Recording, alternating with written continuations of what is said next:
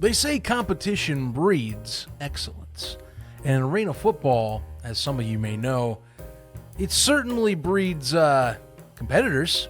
I can't fully say excellence because there's been many of example in the last year that don't exactly lead to me saying it is the excellent side of the industry, but it does breed competition nowadays. And with the Arena Football League, and especially its decline in the 2000s and the 2010s, more competitors showed up. More competitors filled the space. And in 2019, more competitors kept filling the empty voids as the arena indoor scene tried to figure out who had the foothold in the industry. And some of this began, of course, before 2019 when the AFL went into bankruptcy. But on today's video subject for our Silliest of Seasons series, the National Arena League tried to be a de facto number 2. In fact, it's tried to be a de facto number 1. But as you'll see, and part of the reason why we're here today, it's had some missteps, to say the least. But now, could it possibly be in its best position ever? We're about to find out. This is Silliest of Seasons Part 2, the National Arena League.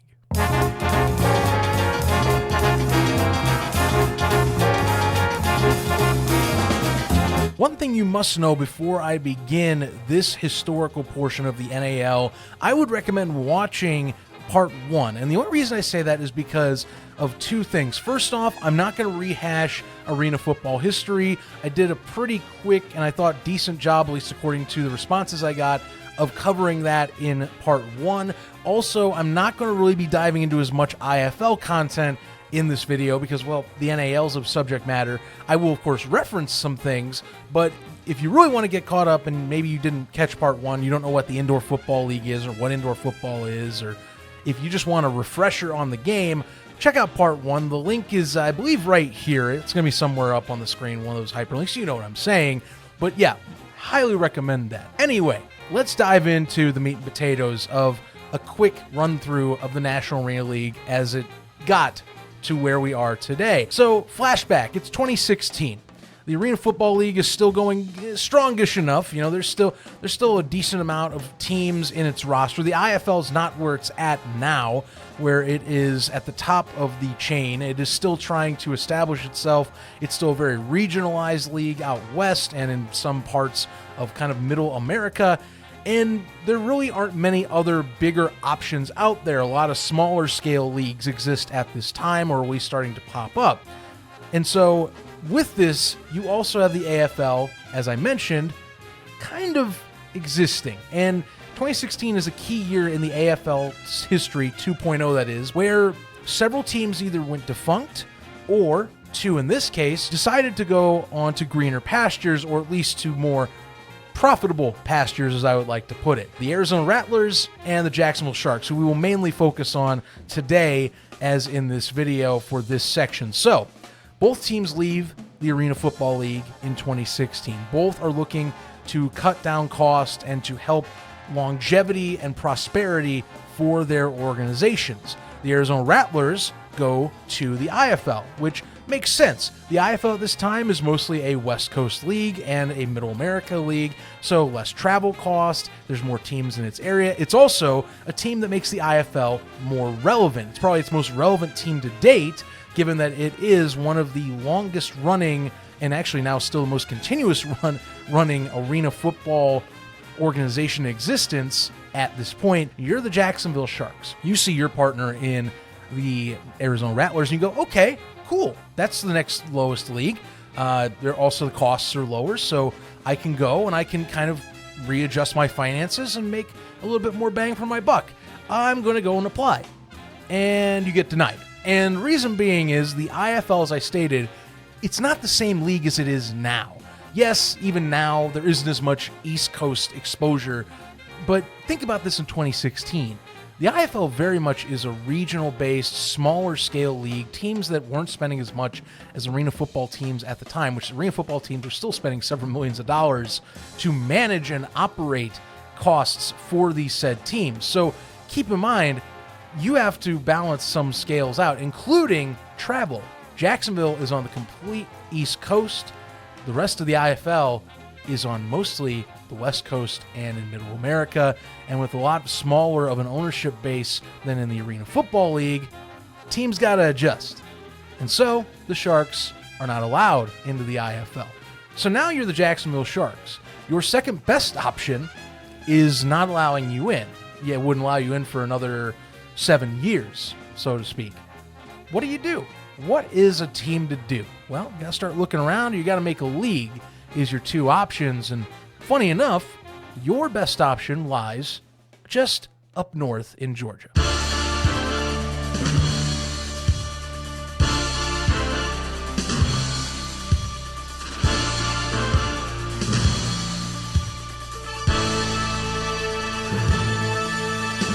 Along comes a new participant in this story in the Columbus Lions, a non-Arena Football League team, and one that actually built itself through lower-level ranks to get to the point that it was in 2016. You see, the Columbus Lions had existed since 2006, had won 3 different championships among a various amount of lower-level indoor football leagues, and wanted to build a new property to help kind of bridge the gap between the lower-level leagues and the upper-scale Arena Football League and Indoor Football League in what would be called at that time the Arena Developmental League. This was being led by the current owners of the Lions at the time, Skip and Kiki Seta, and actually had some pretty good promising characters. Some that you will see are part of the NAL story, one of them being legendary football coach for the Iowa Barnstormers in John Gregory, who would go on to be the National Arena League's first commissioner in the 2017 season. Gregory actually sums up the ADL's mission perfectly in a release about the league in the Columbus, Georgia Ledger-Inquirer, and states the following, quote, "I think our goal with the ADL, along with other owners and other people who are involved, is to have an affordable league that gets away from all the crap that has been going on with all these other teams. With teams not showing up for games and folding in the middle of the season, we're not going to have that. We want it to be a class league. We want to be at least NFL or CFL style. We don't want people out there who are shabby or don't have themselves cleaned up for the game." And again, keep in mind, especially if you're new to arena football and indoor football, some of the things you might read about the sport are pretty much similar to this. There are a lot of lower leagues that do add extra flack onto arena and indoor football's image as being fly-by-night, cheap football that does not bring the best look to the game. And I think at this point, that was what the ADL was looking to do. They wanted to not only be a developmental league, but they wanted to be a step above some of, as John would put it, crap that was going around the industry at the time. Some of this still does, sadly, but it was present and accounted, and there was a third option needed to be more professional and a standing piece to allow more opportunities for arena football players and for more opportunities in the spring and in alternative football scene to flourish, something that, keep in mind, wasn't as a big deal back in 2016. So on one side, you have a league trying to establish itself. On the other side, you have a league trying to find its way to a new home. Looks like a match made in heaven, if I'd say so myself.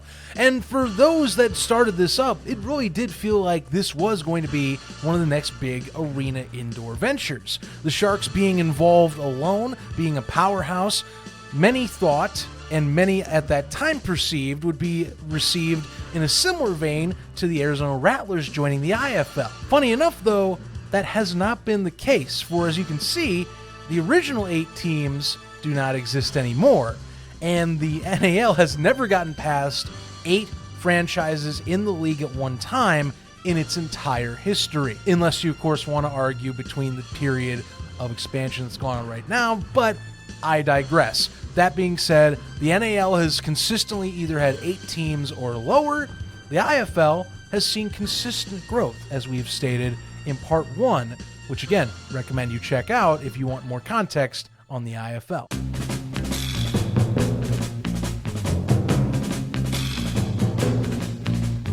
So what happened?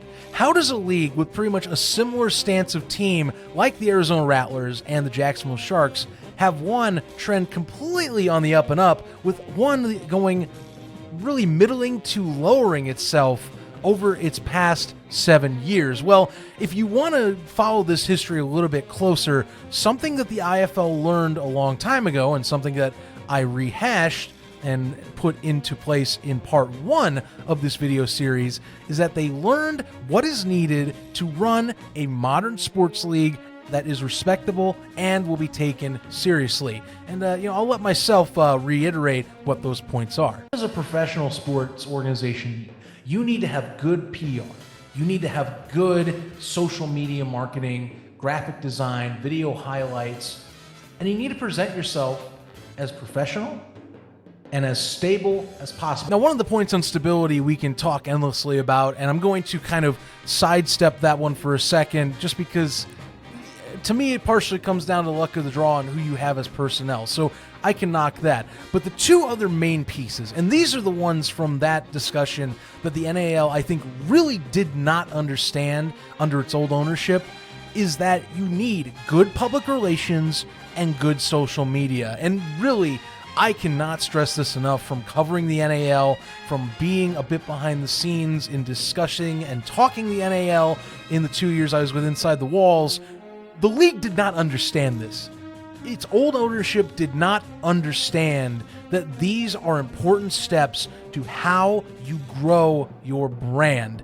And it was really disappointing over the course of the 2 years that I was in terms of covering the NAL and being on the official podcast, seeing owners and seeing board members not understand this enough. And it's a shame, because the NAL did not grasp this in time, and really, it's lagged behind because of these items.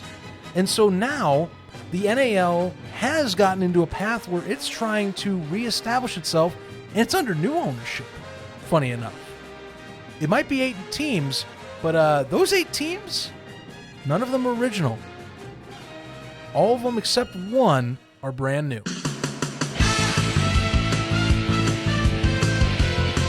Now, this final bit on the NAL where it is today is what I would call the catalyst that really kicked things into gear to how we've gone from one entirely different board to another, and how we only have one original team left in place of where the NAL had started. And I'm going to call this event the mass exodus, because to be honest with you, it kind of was. I mean, really, all these 7 of the 8 teams left the NAL in a span of less than a year. And multiple different factors were at play that we have to discuss that really gets us to the point we are now in this Silliest of Seasons video for part 2. So this is 2022. Post National Arena League season, we have reached a point where now the NAL has a chance to start a season once again at its max teams, 8 teams. Keep in mind, post-2022 season, the Fayetteville Mustangs were coming to town, and the West Texas Warbirds also were announced at the 2022 National Arena League Championship in Albany, New York. So things were on the upswing. The league was getting more teams. The 8 teams we had on paper looked pretty darn good. That was until December 2022, when the first of the main mass exodus really began. The Columbus Lions, one of the 2 main founding teams of the National Arena League back in 2016, and of course, the one that really started it all with the Arena Developmental League, was booted from the NAL, at least according to the PR. There's also a release publicly of a PR from the Lions stating that they were choosing to leave the National Arena League. And I've heard both sides of this story since this happened back in December of last year. It's kind of a foobar, depending on who you talk to, but needless to say, the situation around the Lions was not good. So now we're back down to 7 teams. The next big piece, and the one that honestly I don't think many people in Albany who watch this video or will watch this video will like, is the big elephant in the room, and the one that I think most people are now going to associate the NAL with moving forward until things calm down, is Antonio Brown.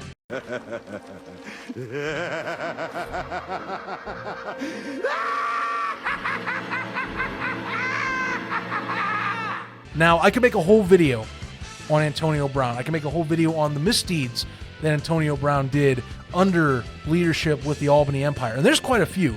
Honestly, there's so many different articles and pieces. There's podcasts you can find on behind-the-scenes issues and some of the messed up stuff that this man did running this organization. But nonetheless, Antonio Brown was definitely a PR nightmare for the NAL in 2023. And eventually, the Empire were removed from the National Arena League for unpaid debts and unpaid league fees that were deemed in upwards of the $20,000 range. He was also fined $1,000 for comments made about the National Arena League as well at this time, and so he gets the boot. A little bit later on in the league schedule, the Fayetteville Mustangs do not return. And so now we're down to from the original 8 down to 5 teams. It's not impossible. You can run a league with 5 teams. You just have to get through the season and reestablish with new partners and get into new avenues with new teams. Finally, another major nail in the coffin, I think, truly hits. And I think this is the one that really sets everything into motion to where we are today. Besides all the Antonio Brown situation, the next real big piece that hits everything into motion is 2 more teams leave the NAL for, well, a new competitor in town that we'll be talking about in our next part in this series in the Arena Football League. For those following along, in February of 2023, the Arena Football League, in its 3rd iteration with new ownership, officially came out and announced its return to the public eye. And with that, 2 NAL teams took the jump during this venture. The Orlando Predators, who at this point were being run by owner John Chaney, and the West Texas Warbirds, who would later become the West Texas Desert Hawks, run by Zach Bugg. Both of these teams would leave the NAL and would announce their intentions to do so, mind you, before the 2023 season was up in the National Arena League. So keep this in mind. And that leaves 3 members. What is some leagues to do? Imagine you're the Sharks. The IFL comes a knocking. You originally wanted to go to the IFL, but you were denied 7 years prior. You are essentially one of, if not the main board member that is kind of running the show on the board at this point. You've been on the board since its inception, as really the big power player for all 7 years of its existence, all 6 seasons the NAL has existed. And so what do? You can either A, restart again, and by restart I mean try and do the same things over and expect different results, aka crazy, or you can head on, try greener pastures, and go to a place that you wanted to go to before. And sure enough, the Sharks embarked on a new journey to a place that they had wanted to go many years prior and left for the IFL, which we stated in our previous episode of the Silliest of Seasons. Along with that, the final nail in the coffin of the mass exodus was the San Antonio Gunslingers. The final team from the 2023 season that would leave would eventually join up with the Sharks to join the IFL. And honestly, as I mentioned in the previous video, the IFL definitely gained some prominent power players with those 2 teams leaving. Now, the AFL also, I thought, gained some respectable owners. I do like the folks out in West Texas, and the Predators, that fan base has come back. But if we're talking the most powerful and prominent teams out of the NAL that got split apart and basically got taken in a Pac-12 scenario, certainly it was the Sharks and, of course, the San Antonio Gunslingers that are the crown jewels that got moved over to the IFL. So now, this is where things come and click into place a bit more. These teams had left, but during the course of this exodus, new ownership strolls into town.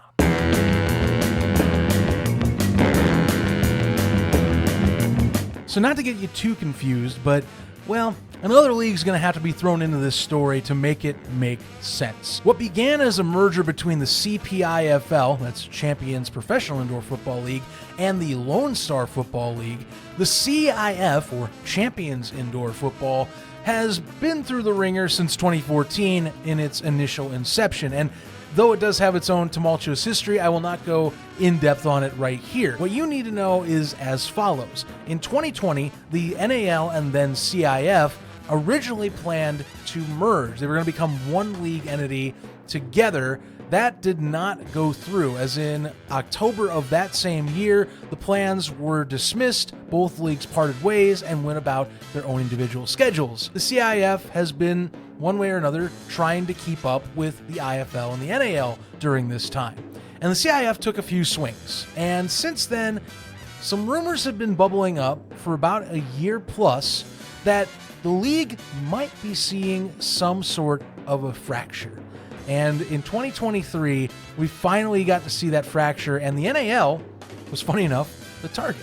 As 2 of the mainstays in the CIF, the Omaha Beef and the Sioux City Bandits moved to the NAL. And this was before the Sharks and the Gunslingers left for the IFL. That being said, these two teams joined along with the then Topeka Tropics coming along as a third option. And, well, an exchange of hands appears to have come to play, as while the Jacksonville Sharks have outbound gone to the IFL, and remember, are one of the main powerhouses that help run the league's functions on the board, the Omaha Beef and Sioux City Bandits have come in, and, well, for the most part, Ricky Burtz has appeared to take in charge of many of the league's more PR elements, if you will. The NAL has also lost its longtime commissioner in Chris Siegfried, who stepped down earlier this year. He actually is now the head coach of the West Texas Desert Hawks in the AFL, and recently the CIF has appointed Todd Walkenhorst, former CIF commissioner back in 2021, as the newly instated NAL commissioner moving forward into 2024 and beyond. But that leaves the CIF teams to help run the show. Keep in mind, only one NAL team now exists at this point. You also, at this point, have the Omaha Beef, the Sioux City Bandits, and the Topeka Tropics in play. That's 4 teams. So what's the league to do? Well, we gotta expand. And the league certainly did that, taking up its own pieces from previous iterations and some new players coming in as well. So much like the last part of this video series, I will show you for the NAL the current map of what it is today. And many new teams have come in since the CIF teams have come to join the Carolina Cobras. Besides the 4 that we have mentioned already previously, that also includes the Oklahoma Flying Aces, the American Arena League's own North Texas Bulls, who are joining the fray, the Idaho Horsemen, who are from the American West Football Conference and are the champions of said American West Football Conference as well, and one of the previously mentioned CIF expansion teams that came along with the 3 CIF teams joining the NAL in the Colorado Spartans. So one thing you might notice with the NAL from then to now, especially pre-December of 2022's NAL map versus today's National Arena League map, is that, well, the namesake of the league now seems to match with what they are saying in terms of the national aspect of the National Arena League. See, for many years, the NAL, and for most of its history, mind you, has been really an East Coast regional league, and that's mainly due to the fact that you do have a lot more of the teams that are trying to contain travel costs, that are trying to, slowly and surely grow and expand sustainably. But now, with the new ownership in the CIF teams from Sioux City and Omaha coming in, a lot more influence from Middle America and teams that were nearby, those 2 key squads from the CIF, have helped to expand the portfolio of what the NAL has looked to be. And it's quite interesting to see that comparison. Yes, Carolina is now on an island when you compare it to its previous year's map. It is definitely an outlier on this map compared to its previous seasons, but the potential to add teams in between is greater than ever before, and that's especially thanks to such regional Middle America teams with Sioux City, Omaha, Topeka, the Flying Aces out of Enid, Oklahoma, and the Bulls all existing right down the middle as kind of a stopgap for these teams to travel between each other. Not to mention that with Nampa, Idaho hosting the Idaho Horsemen, this is the farthest the NAL has ever been out west in its history. It has never expanded beyond the state of Texas out west. There have been attempts to do so, but certain attempts have failed. I'm looking at you, Ontario Bandits, as that main attempt. But now, if you have stability and you can have footholds in these regions across America, there is potential that the NAL might be looking at something special.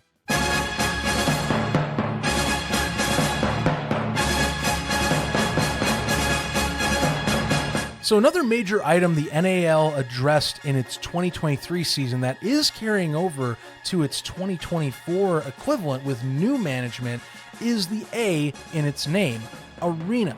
For many years, up until 2023, the National Arena League had been playing indoor football, but had been adding arena football concepts in slowly over time. And the NAL, under Commissioner Chris Siegfried, a man who had coached in the AFL at the time and had prided arena aspects of the game, really wanted to push this forward, along with a few of the owners at the time in the NAL. And this did get passed, and it did, in my perspective, become very successful. I thought it was a really solid year using the arena rules. We saw the Nets return. We saw many of the aspects of what made the Nets great return in that season. And that was one of the few bright spots of the 2023 NAL year. And something that has been beaten to death in being asked in forums and in chat rooms and on Facebook or Instagram when you follow arena scenes is, will the NAL use rebound nets and play arena rules? And there is some yes and no's on this issue that still need to be figured out.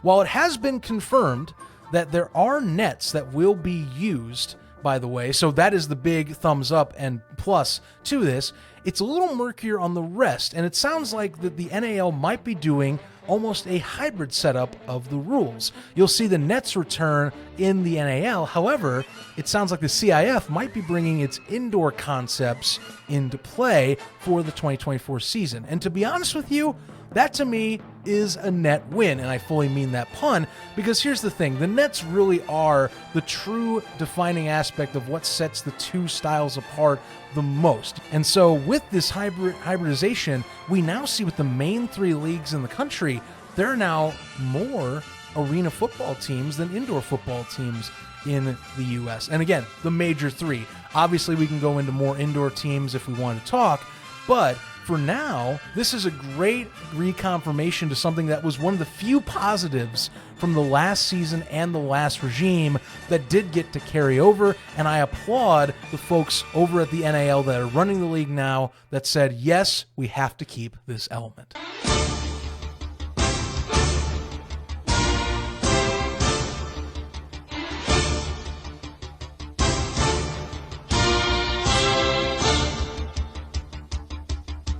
Before I give my final verdict, one thing I will add on to every one of these pieces of this series is my thoughts on where you can go watch these games and the broadcasts you're going to see. Now, unlike the IFL and the AFL discussion ahead, the NAL does not have a TV deal. It might have local deals depending on the team-by-team basis. There are some teams that do radio deals from time to time, but the NAL does not have a deal for a league-wide item like, say, a championship game like the IFL, or, as we'll discuss eventually with the AFL, a league-wide based broadcast deal that is to yet be announced. Now, the National Arena League does broadcast via YouTube like many other leagues as of currently stated, like the IFL or the CIF before it, and that's pretty much the industry standard right now. If you're on YouTube, that's the baseline. You should be on YouTube and be able to allow an audience and an arena indoor community to access it for free, to at least hopefully try and grow your brand the more you proceed to do so. Now, the NAL has to really, in this first year, kind of get its footing down and its base. So I'm not shocked that nothing has been said about that, and really I don't expect anything to be said about that. But I do wonder if that is going to be a piece the NAL addresses as the years move on, because this was something that previous ownership had sometimes talked about, or previous leadership had sometimes talked about in the NAL, but it never was really truly expelled upon from what I saw. So keep in mind, this is something that they're going to have to talk later on, but for the NAL's sake, out of the big three leagues that I'm discussing, they really are the one that mostly just needs to get on its feet and establish itself. Thus, YouTube is the right option, and it's free. If it's free, it's me, as a good friend of mine says.